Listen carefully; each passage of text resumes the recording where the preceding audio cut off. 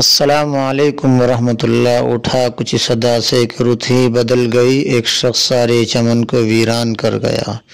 انتہائی افسوس کے ساتھ یہ خبر نشر کی جا رہی ہے کہ دارالعلوم جلال آباد کے شیخ الحدیث و سابق شیخ الحدیث مفتاح العلوم جلال آباد استاذ العلماء والاساتذہ حضرت علامہ محمد یامین صاحب علیہ الرحمہ کا رات حرکت قلب بند ہو جانے سے انتقال ہو گیا ہے۔ انا للہ و انا الیہ راجعون۔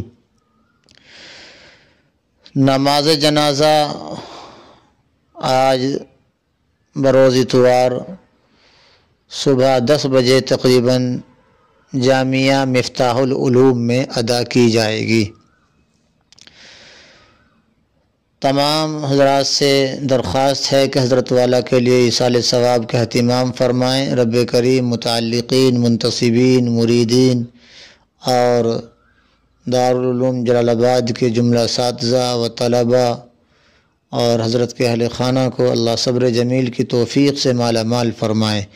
اس حادثہ فاجعہ پر خانقاہ تھانہ بھون سے حضرت مولانا سید نجم الحسن صاحب خامدہ رفیقی کے چشم و چراغ، حضرت مولانا مفتی محمد اکمل صاحب دارالعلوم اشرفیہ چتیلے سے مولانا محمد عمران رشیدی، دارالعلوم رفیقیہ شیرپور سے مفتی ناظم کریم قاسمی اور دیگر علماء کرام نے گہرے رنج و غم کا اظہار کیا ہے۔